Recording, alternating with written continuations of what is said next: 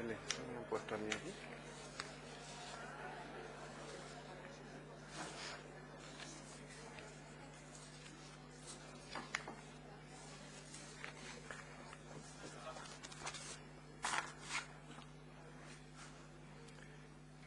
Excelentísimas, ilustrísimas, dignísimas autoridades, quiero dar un saludo especial al general Camarero, general jefe del Estado del Mando Mayor de Canarias, al general jefe de la Guardia Civil de Canarias, Juan Sánchez, al almirante, comandante naval de la isla, a la consejera de Planificación Insular.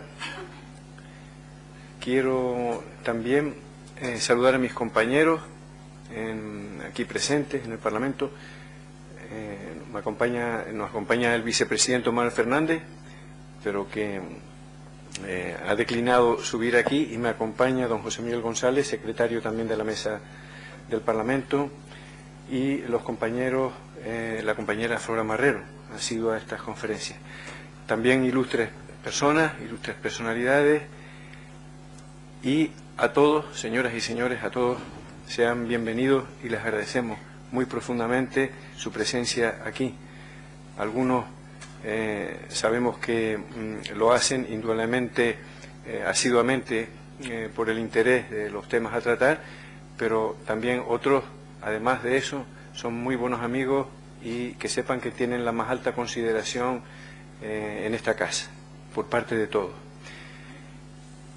Me place abrir esta segunda jornada del ciclo de conferencias dedicado a la transparencia, dando la bienvenida al ilustre conferenciante de hoy, letrado de las Cortes Generales y profesor titular de Derecho Constitucional, materia que enseña en la Universidad de Alcalá de Henares. Autor prolífico de numerosos textos especializados, tanto en publicaciones específicas como periódicas y proyectos colectivos. Fernando Santaolalla López suma desde 1978 más de 130 publicaciones del más alto nivel. De ellas, 5 libros sobre derecho constitucional, y entre estos quiero resaltar El Parlamento en la encrucijada, un ensayo de máxima actualidad e importancia cuando planea sobre el sistema y sus instituciones el fantasma de la desafección de los ciudadanos. En revistas especializadas ha publicado un vasto abanico temático que va desde la naturaleza de las leyes y la mecánica parlamentaria al análisis de temas como las regiones y nacionalidades, el papel del Senado como Cámara de Representación Territorial, igualmente de las comunidades autónomas, el Estado y de la técnica normativa de la Unión Europea, así como sobre estructuras y funcionamiento político de los nuevos Estados, y también de sus experiencias personales tanto en la Asamblea de Madrid, en su condición de secretario general, como en las Cortes Generales, a las que pertenece por oposición con destino actual como jefe de la asesoría jurídica del Senado. Es doctor en Derecho y un sólido referente del derecho constitucional y sin duda alguna una de las máximas autoridades del derecho parlamentario, que él mismo define como el conjunto de normas y de relaciones constituidas a su amparo que regulan la organización y funcionamiento de las cámaras parlamentarias, entendidas como instituciones que asumen la representación popular en un Estado constitucional y democrático de derecho.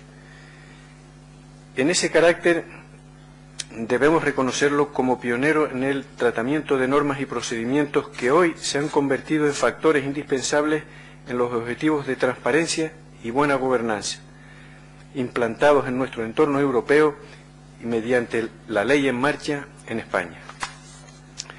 Capítulo fundamental de sus brillantes análisis sobre la normativa parlamentaria son la primacía de los derechos de los legisladores, no sólo para informarse con todos los medios a su alcance, sino también la facultad de acceder libremente a todos los archivos y fuentes documentales que obran en poder de las administraciones públicas. Esa es una de las máximas garantías para el ejercicio del control del Poder Legislativo sobre el Poder Ejecutivo, haciendo posible que todos los procedimientos, información escrita y oral y comparecencias de los miembros del Gobierno se desarrollen en las mejores condiciones y del modo más responsable y auténtico. En cuanto a la transparencia del propio legislativo, tengo la satisfacción, si me lo permiten, de recordar que por acuerdo de nuestra Cámara recientemente hemos logrado completar los sistemas de comunicación online a través de la página web y del canal de televisión parlamentaria por Internet, que nos coloca entre las primeras cámaras territoriales en brindar estos servicios. Estas sensibles mejoras en las tecnologías de la comunicación, acompañadas de un amplio abanico de medidas dirigidas a transparentar la actividad de la Cámara, permite que nuestros representados, a quienes debemos el honor de su confianza, puedan acceder en todo momento y con toda libertad a nuestras actividades y canalizar al instante sus peticiones y sugerencias en aras del buen gobierno de las instituciones, que es el objetivo más demandado y noble de la política en las horas complejas que vivimos. No quiero, ni puedo, ni debo abundar en los rumbos de la conferencia que impartirá don Fernando Santaolalla, cuya autoridad reconocida honra hoy esta casa y nuestra agenda de actividades, agradeciéndole su inmediata y cordial disposición para ocupar esta tribuna. Estoy completamente seguro que su intervención responderá a las expectativas de todos ustedes. Muchas gracias. Tiene la palabra don Fernando Santaolalla López. Muchas gracias.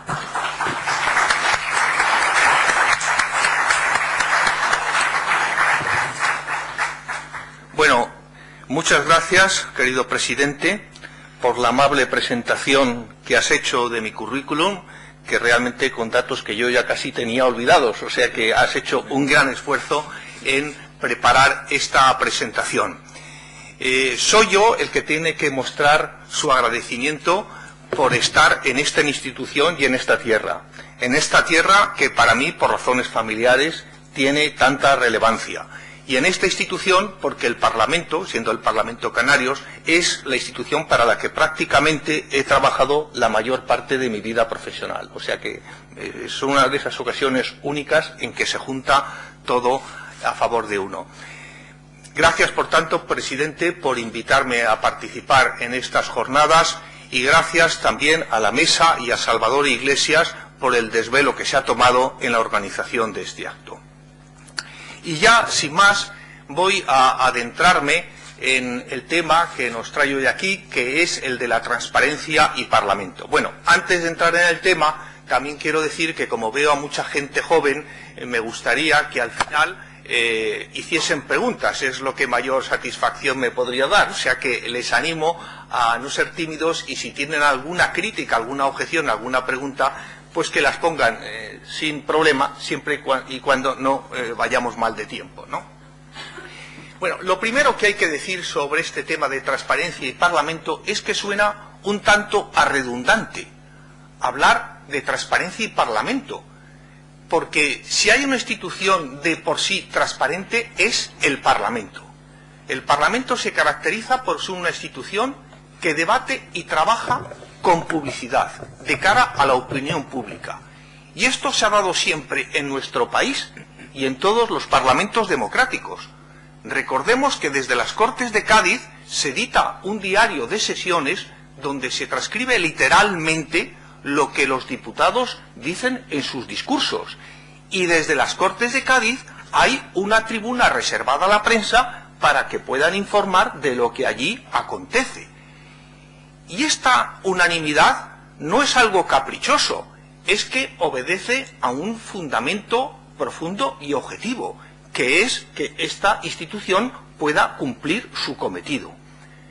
Uno de su cometido básico es controlar al gobierno y al poder ejecutivo, y por eso es necesario que los comentarios, las críticas, las observaciones que se hagan a los miembros del gobierno desde los escaños parlamentarios puedan conocerse por los ciudadanos. Y es también esto una forma, esta publicidad, esta transparencia, es una forma para que los ciudadanos puedan conocer cómo se comportan sus representantes populares y puedan valorar si su conducta es adecuada o no, si cumplen o no con su programa político. De tal modo que cuando lleguen las siguientes elecciones se les pueda renovar el mandato, se les pueda renovar la confianza, si es que han cumplido, si es que han hecho bien su trabajo, o, por el contrario, dejar de elegirles cuando se llegue a una conclusión negativa. Por tanto, esta es la realidad más íntima del Parlamento y que lo distinguen, fíjese bien, muy claramente de otras instituciones del Estado como es el Gobierno y el Poder Ejecutivo. El Gobierno nunca trabaja en un régimen de puertas abiertas, de publicidad completa, de transparencia. En las reuniones del Consejo de Ministros o del Consejo de Gobierno de las comunidades autónomas no están presentes los medios de comunicación y se explica por qué hay cosas que tienen que deliberarse a puerta cerrada. Es la forma de llegar a acuerdos. Es más, el Código Penal tipifica como delito la revelación del secreto de las deliberaciones del Consejo de Ministros. O sea que son dos mundos muy distintos, aun perteneciendo los dos al Estado democrático. Fíjese también, yo me acuerdo, bueno, está la famosa expresión de luz y taquígrafo a las Cortes. Esa frase que se ha hecho famosa, sintetiza perfectamente la necesidad de publicidad y transparencia que caracteriza al Parlamento. Y yo me acuerdo cuando hace aproximadamente 30 años se planteó la cuestión de si los debates televisivos, si los debates parlamentarios debían retransmitirse o no por televisión, pues se produjo una discrepancia fuerte de opinión en muchas cámaras, entre ellas en el acreditado Parlamento británico.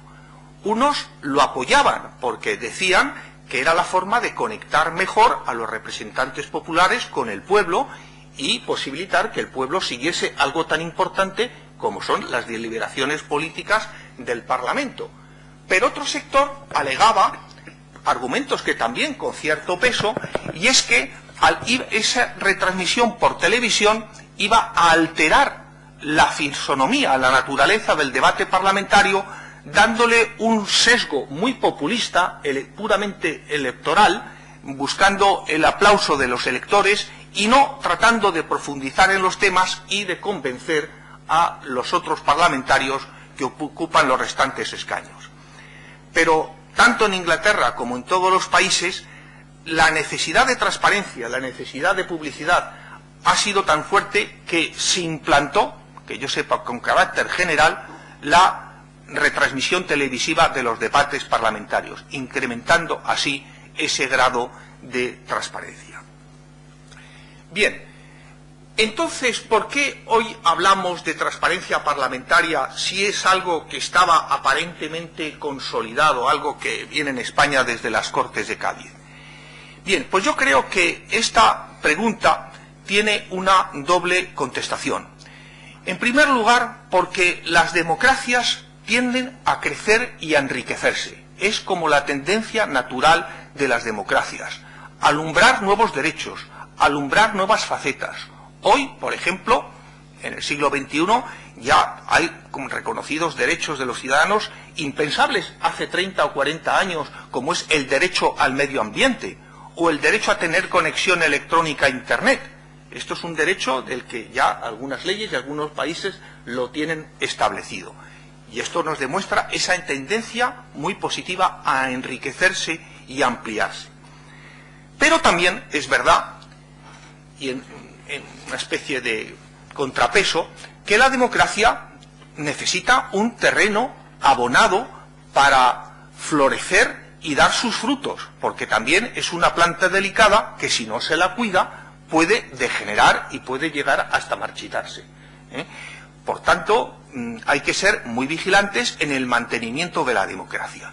Y es aquí, yo creo, donde también se inserta la explicación de esta demanda de transparencia a todas las instituciones y en concreto al Parlamento. Porque en el moderno Estado social de derecho, con una capacidad de gasto y de inversión muy fuerte, es muy fácil que surja la tentación, como la realidad nos muestra, de que haya abusos de poder, desviaciones de fondos, inversiones mal hechas.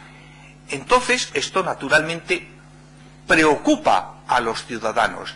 Y una forma de impedir estos fenómenos tan negativos es someter a todas las instituciones públicas y concretamente al Parlamento a un régimen más exigente de publicidad y transparencia.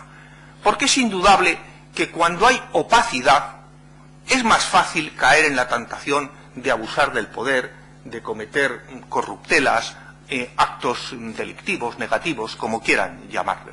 En cambio, cuando hay publicidad, cuando sabemos que nos pueden pillar si cometemos algo torticero, el ser humano se piensa esa misma decisión 2 y más veces, ¿no?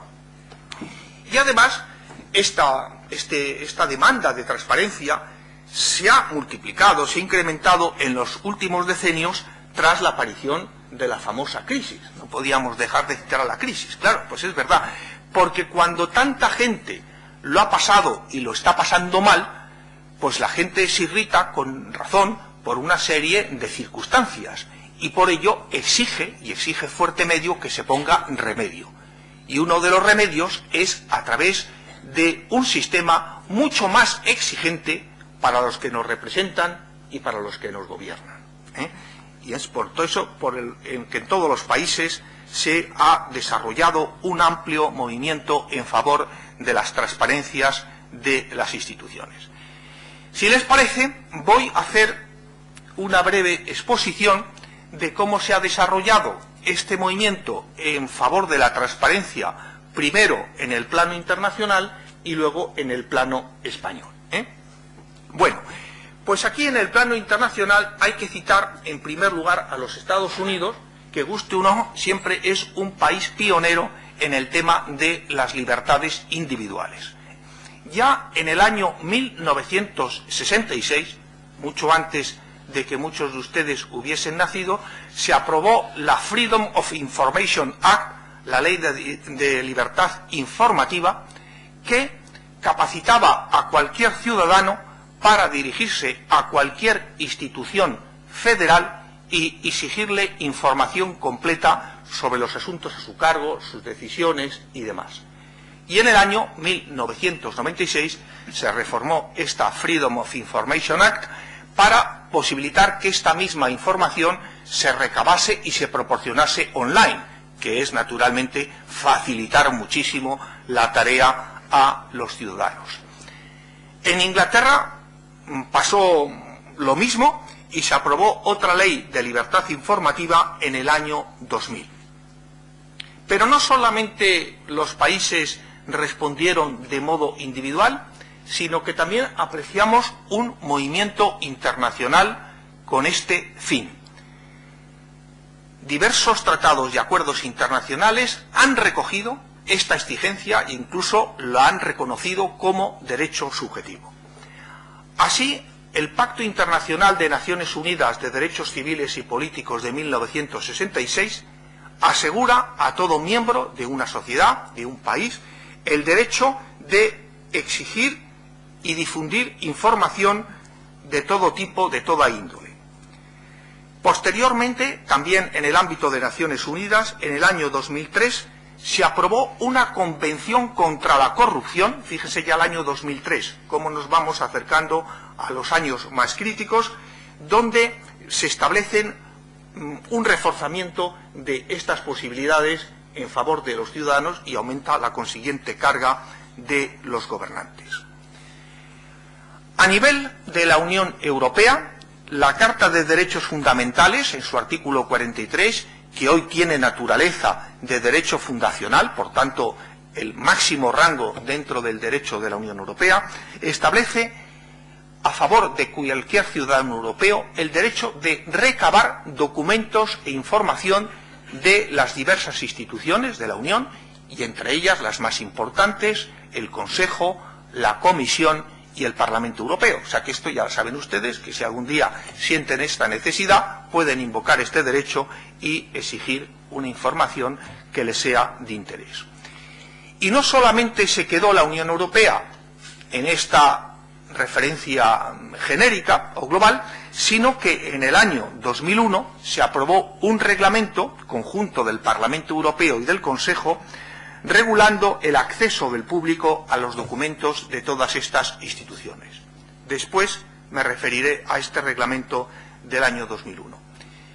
Y por último, para terminar esta visión panorámica a nivel internacional, hay que citar también un convenio del Consejo de Europa del año 2008, por tanto, de una fecha relativamente reciente que reconoce o admite como derecho el de acceso a los documentos oficiales. Convenio del Consejo de Europa que obliga a todos los países miembros y, por tanto, al nuestro.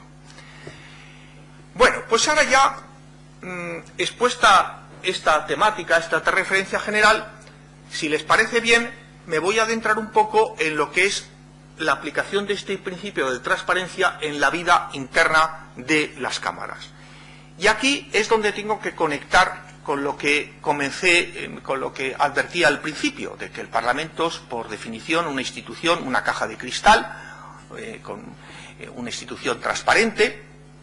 Entonces, ¿qué aporta este movimiento en el caso del Parlamento? Bueno, pues este principio, esta nueva exigencia, se refiere sobre todo a la faceta administrativa, a los asuntos internos de la vida de las cámaras, que hasta ahora permanecían más o menos velados para el conocimiento por la opinión pública. Porque es verdad que todas las leyes, los presupuestos, el control del gobierno, se han hecho siempre con una publicidad completa, exhaustiva.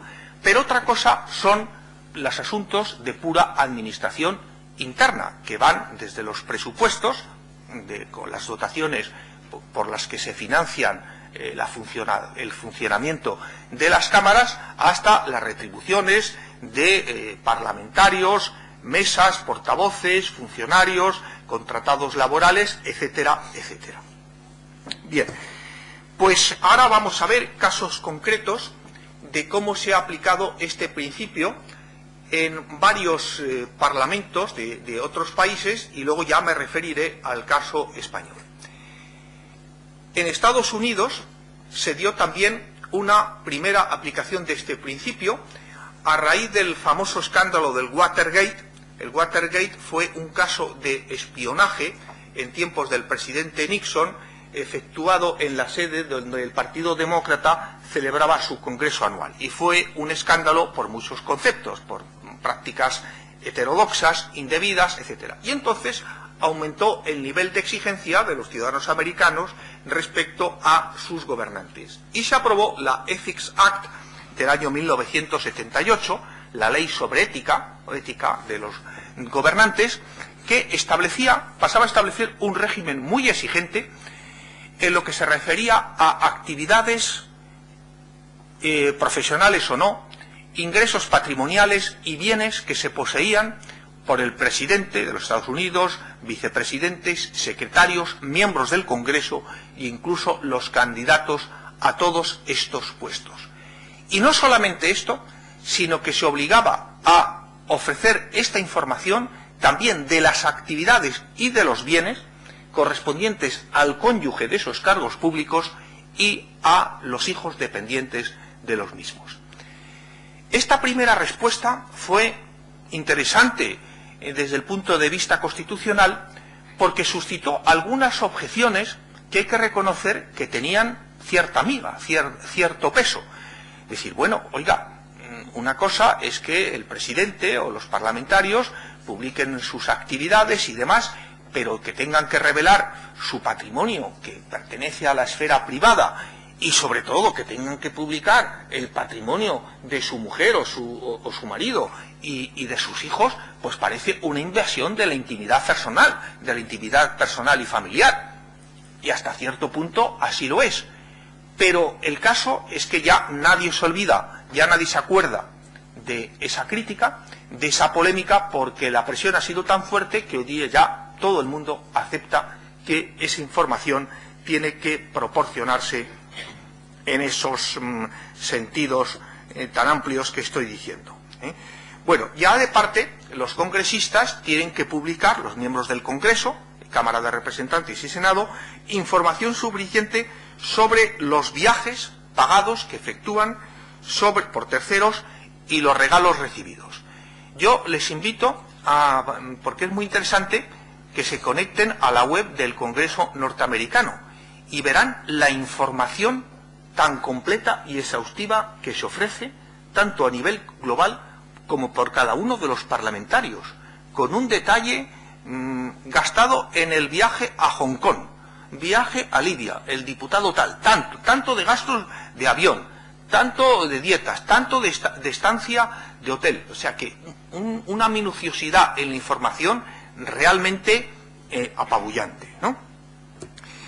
Bueno, y también hay que citar aquí, en el caso de los Estados Unidos, otra ley más reciente, la Open Government Act del año 2007, que obliga a una publicidad muy exigente de los lobbies que trabajan ante las cámaras. Porque claro, los lobbies, que por un lado es una institución lógica, por otro lado representan un peligro, porque a través de su capacidad financiera y sus diversos medios de presión, pues claro, pueden también tergiversar, conseguir desviaciones en las decisiones de las instituciones representativas. Por supuesto que nunca vamos a llegar al mundo ideal, pero una cosa es esa y otra cosa es que renunciemos de entrada a mejorar la situación de nuestras instituciones. Un movimiento parecido, entre tantos otros, se produjo en el Reino Unido, en la Cámara de los Comunes, que es el alma mater de las instituciones parlamentarias. Ya desde los años 70 tenía establecido un registro de intereses donde los miembros de la Cámara de los Comunes tenían que comunicar las actividades y compromisos que tenían en sectores extraoficiales. Pero fue sobre todo a partir de los años 90 cuando se produjo un escándalo por unos diputados que cobraban por formular preguntas al gobierno en beneficio de algunos grupos de interés y presión, cuando, pues, tras este escándalo, pues aumentó la presión de la opinión pública para corregir este tipo de abusos. Abusos que se produjeron, para que vean que tampoco España es ni mucho menos caso único, en el año 2001, con los gastos abusivos que al menos en algunos casos pasaban los MPs, los miembros del Parlamento británico, porque en el Parlamento británico, como el americano, tienen un sistema retributivo bastante diferente del español. En vez de una cantidad fija y unos complementos fijos, se establece por un lado un sueldo fijo, pero luego se les dota una dotación para determinados gastos, como son contratación de personal administrativo y asesores, apertura de oficinas representativas en el distrito en el que se hayan elegido, viajes, etcétera, etcétera. Pero claro, todo esto son gastos a justificar. Y era por aquí por donde se colaban ciertos abusos, porque de repente pues un señor puso la factura de su jardín como un gasto del mantenimiento de la oficina, ¿no?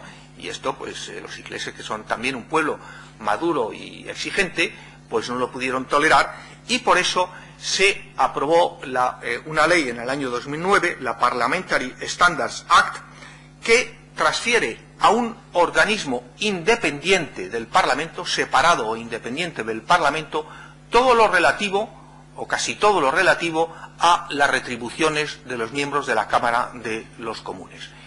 Esto ha supuesto un apartamiento muy claro de unas de las constantes de la vida parlamentaria, y es que el presupuesto de gastos lo decide autónoma y separadamente por cada Cámara. A partir de ahora, o desde ese año, desde el año 2009, es esta comisión integrada por 6 personalidades independientes la que establece, al menos dentro de unos parámetros fijados por la propia Cámara, la que establece los diversos niveles retributivos que corresponden a los diputados y autoriza las facturas que le pasan por los gastos por todos esos conceptos. Y no solamente eso, sino que también toda esta información se publica regularmente en una web específica que lleva este organismo independiente y que se puede localizar fácilmente a través de Google, la Independent Parliamentary Standards Authority. Y luego también en Inglaterra existe, al margen de este organismo independiente, una oficina del Parlamento, el comisario parlamentario para estándares, para normas de conducta, que vigila la observancia, la aplicación de ese código de conducta que antes he mencionado por parte de los diputados, pudiendo hacer advertencias en caso de que se vea algún comportamiento no del todo ortodoxo. Bueno, y además también bajo la Information Act, cualquier ciudadano puede publicar, puede exigir, si así lo desea, una información que no conste en las webs de la Cámara, pero realmente la información es ya hasta pintoresca, porque yo he visto ahí información sobre los gastos de cafetería, sobre los gastos de floristería para una recepción oficial en la residencia del speaker, cosas muy singulares, ¿no? Pero vean, fíjese cómo ha ido ese movimiento avanzando. Bueno, en el Parlamento Europeo también, que nos afecta, porque somos miembros del Parlamento Europeo, un caso importante y reciente que se produjo en el año 2011. Ya antes advertí que se había aprobado un reglamento del derecho de acceso a la información que afectaba al Parlamento y al Consejo, y entonces en el año 2010, me parece, un abogado belga se enteró de que una determinada comisión del Parlamento obraba una auditoría de gastos y quiso conocerla. Entonces, invocando este reglamento, se dirigió al Parlamento Europeo diciendo: yo quiero conocer esa auditoría de gastos de la Comisión X o la Comisión Z, ¿no? Y su solicitud recibió una respuesta negativa. Este hombre, utilizando sus facultades legales, recurrió frente a esta denegación ante el Tribunal de Justicia de la Unión Europea y le dio la razón. Y le dijo que la denegación de cualquier información tenía que darse solamente en casos debidamente justificados, amparados por las previsiones de excepción de la ley, y además siempre que constase la motivación correspondiente, la demostración de que ese caso estaba entre los exceptuados por la ley. Y consiguientemente este abogado pudo acceder finalmente a la información que solicitaba. Y ya por último, antes de ocuparme del caso español, pues citar el caso alemán, donde el Bundestag también tiene una web con información muy abundante y precisa sobre los distintos gastos y actividades que se financian con cargo al presupuesto interno de la Cámara. Es interesante, por ejemplo, en Alemania tiene la ley del diputado, la Abgeordnetengesetz, que establece muchas cuestiones, los derechos, deberes, etcétera, etcétera, de los diputados, pero también ahí se fija la retribución. Y normalmente esta ley del diputado se modifica anualmente para fijar, si procede, para aumentar o poner en consonancia con el IPC, el sueldo de los diputados del Bundestag. Esto supone que esa reforma legal que se efectúa todos los años o cada 2 años, pues tiene que tramitarse por el consiguiente procedimiento público y se tiene que debatir en comisión y en pleno. Y los debates de pleno son plenamente públicos y se pueden conocer por la prensa, por la radio y la televisión. Con lo cual, la opinión pública tiene una oportunidad muy clara de conocer la retribución de los diputados, que ciertamente es sensiblemente superior a la que tienen los parlamentarios españoles. Pero el régimen, la verdad, pues a mí me gusta porque lo veo que es completo, serio y transparente. Bueno, y ya una vez hecha esta referencia al panorama internacional y a otros parlamentos, me voy a ocupar del caso español. También en España se ha dado una evolución que ha ido claramente de menos a más, aunque todavía no hayamos alcanzado el nivel de estos otros países, tal vez porque también partíamos de una base más atrasada. Lo primero que hay que citar es la famosa Ley de Procedimiento Administrativo, la Ley 30/1992, que establece el derecho de todos los ciudadanos, aunque no tengan un interés legítimo, al acceso a los documentos y archivos administrativos. Esto fue un paso adelante al generalizar este derecho. Pero claro, no era una medida tampoco suficiente, primero porque se exceptuaban una serie de materias, los asuntos que afecten a la seguridad del Estado, relaciones internacionales, intimidad de las personas y tal, que por lo demás se comprende perfectamente, y por otro lado porque solamente permitía acceder a los documentos que ya obraban en el seno de las administraciones públicas, pero no obligaban a las administraciones públicas a elaborar una información para proporcionársela al ciudadano interesado.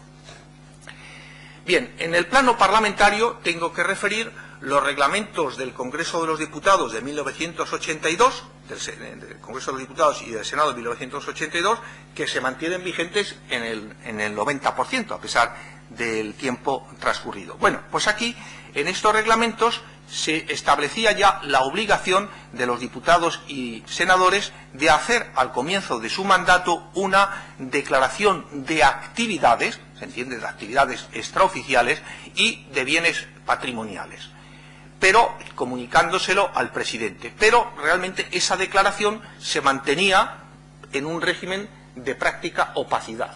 Únicamente la declaración de actividades se conocía por la Comisión del Estatuto del Diputado o la Comisión de Incompatibilidades para averiguar si esa actividad era o no incompatible desde el punto de vista legal. Pero concretamente, más allá, pues no tenía la menor repercusión pública y desde luego la declaración de bienes patrimoniales, pues tampoco. Era imposible, vamos, solamente si lo hubiese pedido alguna comisión de investigación o algo así, pero que yo sepa nunca se produjo. En el año 1985 se produjo un pequeño avance con la promulgación de la Ley Orgánica Electoral de ese año, que impuso también como deber la declaración de actividades y de bienes patrimoniales, diciendo, y esta era la novedad, que el registro de las primeras, dependiente del presidente de la Cámara respectiva, debía tener carácter público. Por tanto, todo ciudadano, en teoría, podía tener acceso a esta declaración de las actividades de los parlamentarios. No así la declaración de bienes patrimoniales, que seguía manteniéndose en su régimen de reserva. Tampoco esta norma tuvo más carácter simbólico que otra cosa, tampoco dio mucho juego, porque claro, en tal caso pues un interesado pues tenía que desplazarse a la Plaza de la Marina Española o a la Carrera de San Jerónimo, pedir la declaración de actividades allí, una cosa un poco incómoda, ¿no? Y ni siquiera les dejaban hacer fotocopias, solamente tomar nota de los datos, o sea que yo creo que esta facultad la debieron de utilizar un número contadísimo de personas. Pero ya en el año 2010, ya estamos, claro, en época de crisis y cuando han estallado los primeros escándalos, las mesas conjuntas del Congreso y del Senado establecieron que el acceso al registro de actividades podía hacerse online. Esto ya era un paso adelante porque facilitaba ciertamente el acceso y conocimiento de este tipo de actividades para ver si alguien desarrollaba una actividad que entraba en colisión con su quehacer oficial, ¿no? Y sobre todo el gran avance se produjo con la reforma de la Ley Orgánica Electoral en el año 2011, que vino a disponer que tanto el registro de intereses patrimoniales como el registro de actividades debían tener carácter público, Por tanto, derecho de acceso generalizado tanto a los bienes patrimoniales de diputados y senadores como a las actividades desarrolladas al margen. Y esto fue desarrollado por unas normas conjuntas del Congreso y del Senado, en las que se venía a disponer que esta exigencia se satisfaría mediante el cuelgue en la correspondiente web del Congreso y del Senado de la declaración de actividades y la declaración de bienes patrimoniales firmada por cada diputado o senador, en forma tal que no pudiese alterarse su contenido, porque claro, esto es uno de los riesgos de la electrónica, que llegue un hacker y te altere una declaración y donde pone 100, pues figure 1000 o figure 10.000 o lo que sea, ¿no? Bueno, y de hecho, el informe de Transparencia Internacional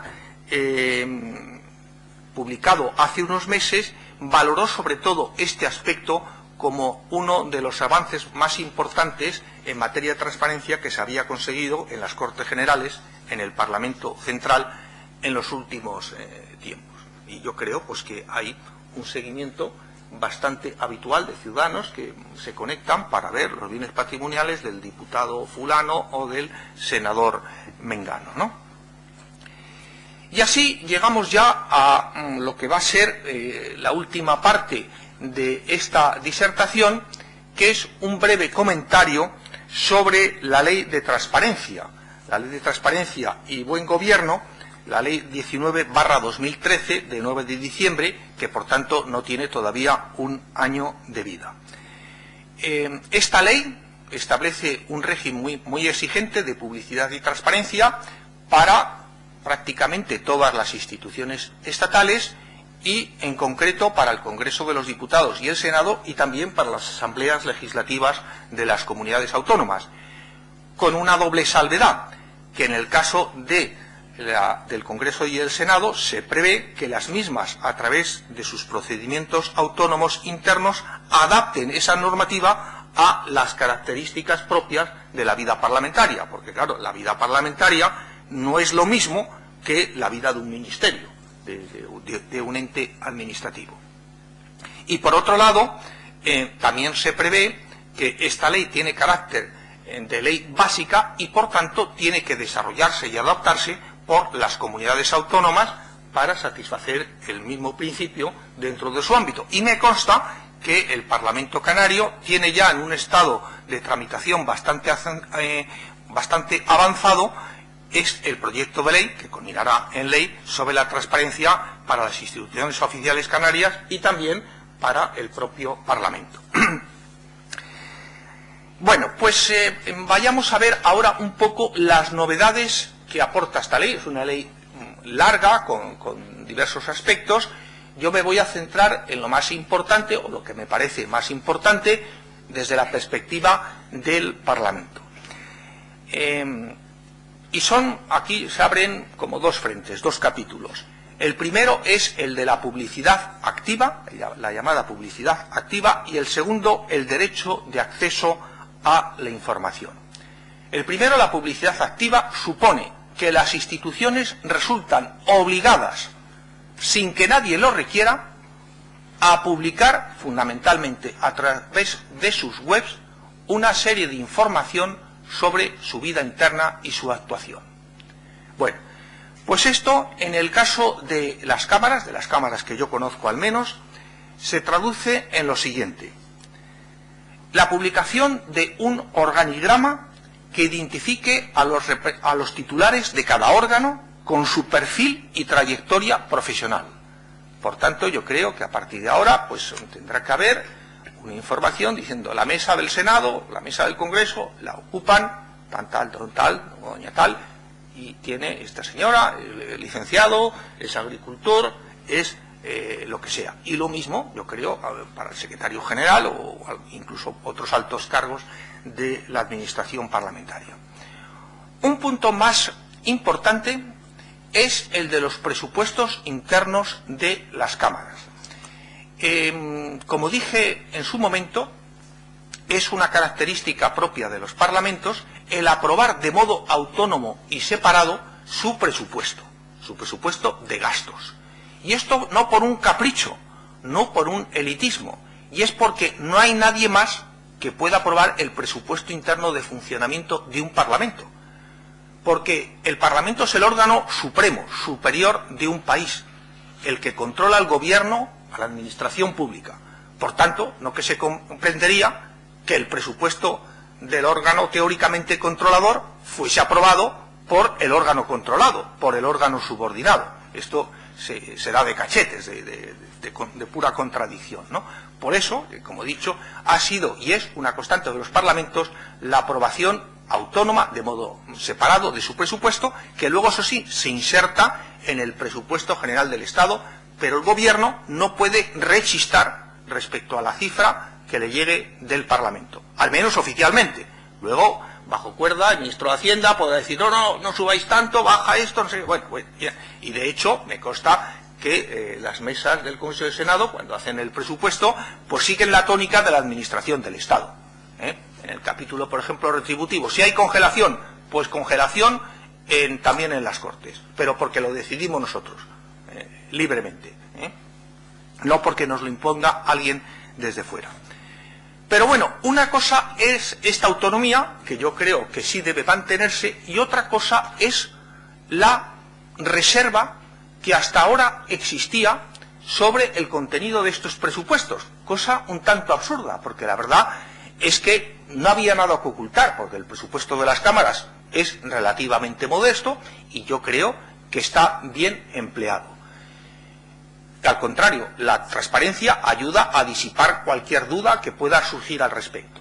Pues bien, a partir de ahora, cuando entre la ley en vigor, que va a ser en diciembre, va a ser obligatorio publicar el presupuesto donde se contendrán las distintas partidas, tanto para viajes, tanto para estudios, para relaciones internacionales, tanto para retribuciones de diputados y senadores, tanto para grupos parlamentarios, etcétera, etcétera. O sea, una cosa elemental que yo creo que en España faltaba. Y también se tendrá que publicar, y esto es importante, la liquidación de cuentas. No solamente la previsión cuando se aprueba el presupuesto, sino lo efectivamente gastado al terminar cada ejercicio. Cuánto se ha gastado en personal, cuánto se ha gastado en material, cuánto se ha gastado en transferencias financieras, etcétera, etcétera. Se debe publicar también una información suficiente sobre las retribuciones de altos cargos. Actualmente las webs contienen información al respecto, pero yo creo que un tanto fraccionada, y sería mejor para que los ciudadanos puedan alcanzar esta información que se haga de un modo como más cohesionado o consolidado. Y también se tienen que publicar las autorizaciones de compatibilidad, que es un tema también debatido, complicado, etcétera, pero todas las que se concedan en el futuro se tienen que publicar. Perdón, me voy a desconectar esto, no sea que empiece a sonar. Y luego está el segundo frente, es el que llamaba el del derecho de acceso a la información. Aquí supone que es ya el ciudadano el que se dirige a las cámaras para recabar una información que se supone que no consta en las correspondientes webs. Información sobre otros aspectos de la vida interna y administrativa. Esto, en el caso del Parlamento, pues podría afectar, por ejemplo, a las actas de la mesa o de las mesas, mesa general y mesas de comisiones, a las actas de la Junta de Portavoces, actas de comisiones y otros documentos. Actualmente estos documentos permanecen inaccesibles para el público. Ahora el público va a poder acceder a este tipo de documentos.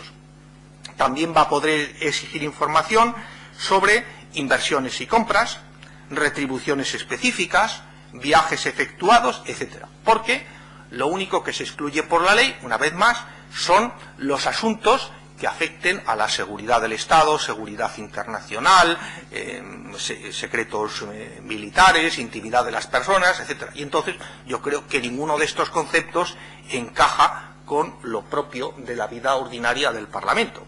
O sea que poner excepciones será ciertamente difícil. Aunque sí, en su caso, se puede proporcionar información parcial. Esto es, alguien pide una información muy compleja, una recae sobre zonas vedadas y otra sobre zonas admisibles. Pues entonces la contestación será proporcionar la información sobre las zonas admisibles. La denegación tiene que ser motivada y puede recurrirse ante la jurisdicción contenciosa administrativa. Aquí se abre un frente jurídica y políticamente muy interesante. Cuando los diversos órganos del Estado rechacen proporcionar esta información, el ciudadano podrá acabar acudiendo, a pesar de su complicación y lentitud, a la jurisdicción contenciosa administrativa, que acabará decidiendo si tiene razón o no. Puede interponerse un recurso potestativo en el caso de la Administración del Estado ante el Consejo de Transparencia y Buen Gobierno, pero claro, los recursos que se puedan interponer frente a decisiones del Parlamento no van a ir a resolverse por este órgano administrativo. Sería un tanto absurdo. Con lo cual, aquí es donde yo preveo que tendrá que darse esa adaptación de la ley a las necesidades internas de las cámaras a través de normas internas. Bien, y ya solamente me queda decir pues que yo creo que uno de los aspectos que no contempla la ley y que sería positivo introducir en nuestro país, que nos diferencia de otros, es la aprobación pública en sesión plenaria de los presupuestos de las cámaras, porque desde la transición se implantó algo que hoy se ha consolidado yo como costumbre, y es que los presupuestos se aprueban a puerta cerrada por las mesas del Congreso y del Senado. Yo creo que es un régimen mucho más sano, responde más a todas estas exigencias de democracia, que ese presupuesto se discuta en una sesión plenaria donde un diputado puede decir, pues yo no estoy de acuerdo con tal o con cual. Bueno, pues muy bien, pues ya está. Pero eso queda constancia del contenido, de las razones a favor y en contra. Eso, y no otra cosa, es la democracia. Por tanto, y ya con esto termino, espero no haberme cedido mucho, creo que estamos en buen camino, que nos podemos felicitar. Yo creo que esta ley es de las cosas más positivas que se ha dado en España en los últimos lustros, y solamente hay que hacer votos porque continúa esta tendencia. Y muchas gracias por su atención, y ya digo que si hay alguna pregunta, crítica o observación, que la hagan. Eso sí, que sea facilita, ¿eh?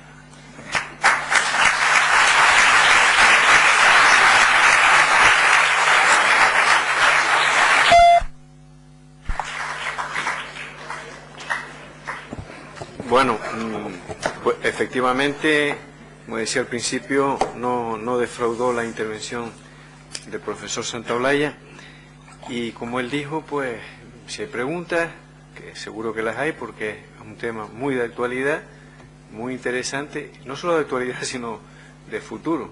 Si tienen preguntas, pues... Sí, no había micrófono, sí, hay un micrófono ahí, sí. Gracias. Hola, buenas tardes. Tengo una pregunta, y es, ¿qué supondría la adaptación de la Ley de Transparencia y Buen Gobierno a los regímenes del Congreso y del Senado? Y si esto evitaría esa reserva de la información que actualmente existe. Gracias.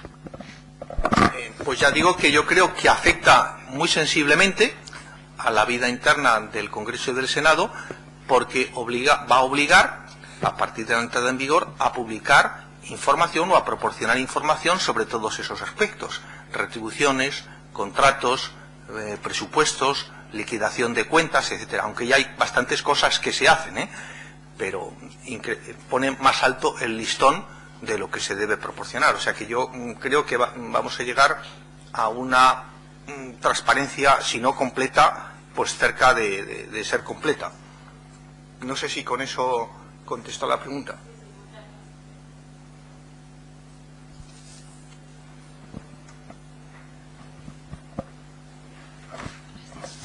Enhorabuena al ponente por la exposición, la verdad es que muy clara, ¿no? Y yo quería un poco romper el hielo, pero veo que los jóvenes están muy puestos en esto y rompieron el hielo ellos, ¿no? Más que una pregunta, a mí me gustaría hacer una reflexión, a lo mejor por mi trayectoria incluso hasta profesional, ¿no? No solo en el mundo del derecho, sino como funcionaria también de la Administración de la Comunidad Autónoma de Canarias, y actualmente como consejera insular, es decir, el mundo político, y viendo lo que es la gestión y del día a día de las administraciones y de las instituciones, ¿no? Yo creo que el Estado, cualquier Estado democrático de derecho, gana con una ley de transparencia y de buen gobierno, ¿no? Pero yo sí quiero romper una lanza por el hecho de que hay que avanzar, evidentemente, en la transparencia absoluta de la gestión pública en todas las instituciones. Pero como acaba de decir el ponente y disertar, internacionalmente, Estados Unidos ha hecho un repaso por el Reino Unido, por Alemania y demás, y todos esos estados, todos esos países, pues también tienen una regulación de este tipo de materias, ¿no? Que eso genera, lo que quería es romper una lanza por el hecho de que la gestión pública en sí, yo creo que hay que aplaudirlo, porque ahora estamos viviendo también un descrédito de las instituciones. Yo creo que eso es malo para un Estado de derecho, ¿no? Yo creo que las instituciones siempre han funcionado, y como en todos los sectores, pues evidentemente hay personas que lo hacen bien, otras que lo hacen peor, y otras que lo hacen muy mal, incluso con conductas que son reprochables penalmente, ¿no? Pero yo creo partir una lanza porque los Estados de Derecho y las instituciones son muy respetables. Yo creo que la mayoría de las instituciones hacen un trabajo adecuado, una gestión pública. Todos los que pertenecemos a las diferentes instituciones, que somos además representantes de los ciudadanos y que somos elegidos por los ciudadanos, Yo creo que la mayoría de nosotros hacemos el trabajo que nos encomienda la ciudadanía, y hay que decir que efectivamente hay que luchar por la transparencia, por el buen gobierno, pero eso no debe de ser óbice para dejar de que esta sociedad, lo que está pasando actualmente, el descrédito absoluto de las instituciones, de los parlamentos, del Estado de Derecho, del Poder Judicial incluso, ¿no? Yo creo que eso es malo para cualquier Estado, y debemos de entre todos, de buscar la fórmula de manera de que la transparencia sí, el buen gobierno sí, pero desde luego respetar a las instituciones, porque creo que el sistema democrático y de derecho, los sistemas parlamentarios no son la panacea, pero es la mejor gestión de cualquier sociedad, ¿no?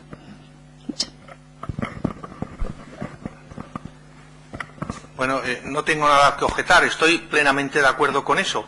Y es verdad que en los últimos años se ha producido una situación injusta que, por las malas acciones de una minoría, se ha acabado trascendiendo una mala imagen del conjunto de las instituciones, cuando esto es radicalmente justo, porque yo creo que sí, que la inmensa mayoría de los gobernantes, de los empleados públicos, son honrados. Pero claro, todos estos escándalos pues empañan un poco esa imagen.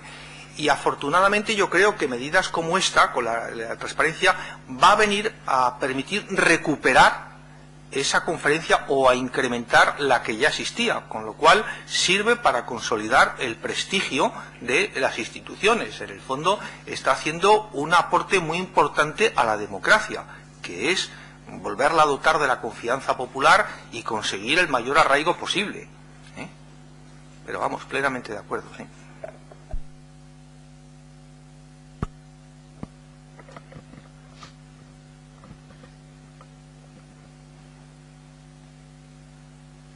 Levantan la mano, vemos quién quiere pedir la palabra, ¿no? No, pues se ve que está todo muy bien, muy claro. No, yo personalmente también me alegro, yo creo que tú te deberías alegrar mucho también de que no haya más. Bueno, yo decirles, que no lo quise decir al principio, van a estar pensando que el presidente del Parlamento, la procedencia, vamos a decir, bueno, el conferenciante tiene raíces palmeras. Su abuela era palmera y de unos distinguidos, además una familia distinguida políticamente. Y mi abuelo también, los dos. Ah, tu abuelo también. La abuela por las raíces, por la abuela de una familia política. Pero él no ha venido aquí por eso, ¿eh? No. Él ha venido porque amablemente lo hemos invitado y hemos querido que efectivamente estos trabajos que se están haciendo en el Parlamento de Canarias, muy calladamente, pero que es una de las instituciones más transparentes que tenemos, y no de ahora, de hace tiempo, porque como muy bien decía don Fernando Santaolalla, tenemos que ver de dónde partíamos, dónde estamos y a dónde hay que llegar, que no vamos a llegar pasado mañana, pero las cosas evidentemente están mejorando. Y en resumen, como lo que decía Pino León, pues el día que cuestionemos las instituciones, estamos perdidos, como sociedad estamos perdidos. Las instituciones pueden funcionar mal si se gestionan mal, o pueden funcionar bien, o deben funcionar bien si se gestionan bien. Y eso es lo que tenemos que intentar. Y a los que hacen que funcionen mal, pues echarlos.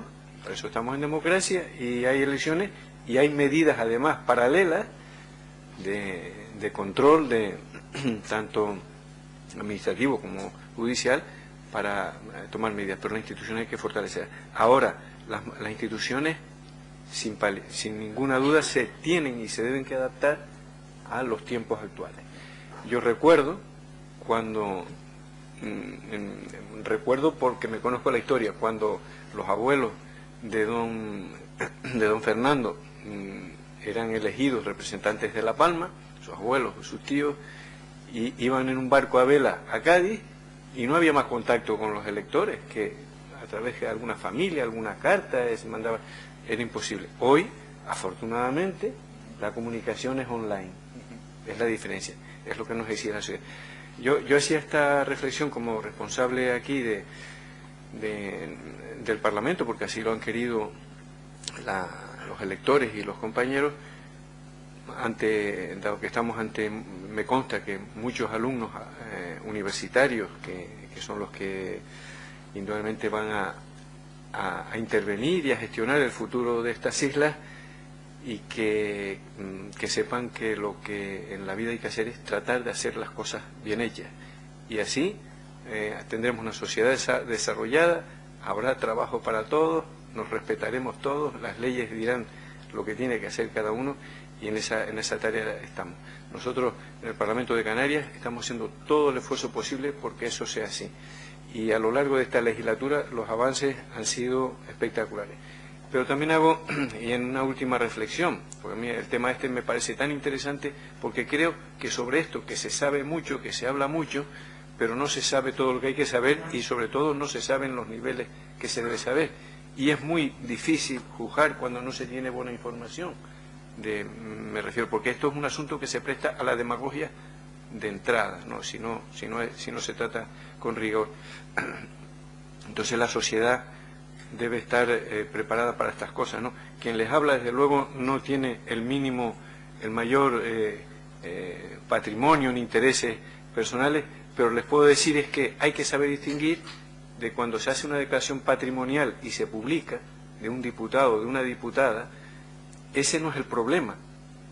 El problema es ver con ese patrimonio que ha declarado, esos bienes que han declarado, cómo son al principio y al final, y de dónde han crecido.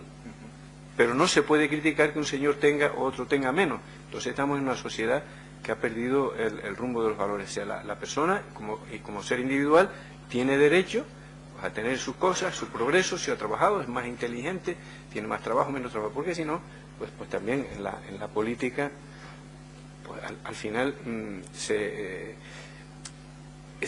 desincentiva a personas muy preparadas y que también deben estar en la política. Yo no me quiero extender, pero profesor, con tu permiso, y todos ustedes con tu permiso, me permiten que haga esta pequeña aportación en estas cosas que son tan importantes y que se están haciendo bien, pues también poner los pies en el suelo por tanta gente joven que tenemos aquí, que son los que de verdad pues en el futuro van a tener que lidiar, y seguramente el día que sean mayores, si son diputados, les estarán exigiendo que hagan más cosas, diputados, diputadas, y habrá que hacerlas, porque el mundo siempre está en constante evolución, que es lo mismo que decir que tenemos la obligación de hacerlo en constante progreso. Pero aquí nos ha hablado una persona muy documentada de cómo son las cosas. Estaba un poquito, aproveché y les pido disculpas para hablar un poquito de la realidad de las cosas, dado que Pino León me dio pie también a decir estas cosas, ¿no? Muchísimas gracias, excelentísimos señores, amigos de la casa, muchísimas gracias a todos, señores y señores. Y efectivamente, querido Salvador, muchas gracias por tus esfuerzos y tus empeños personales también para que estas cosas salgan bien. Si no hay más preguntas, después de haber dicho todo esto, a mí no me hagan preguntas, por favor, pero a él, si después de haber hecho estas reflexiones, pues si quieren alguna pregunta, supongo que no tienes inconveniente en hacerlo. Muy bien, pues muchas gracias, buenas tardes.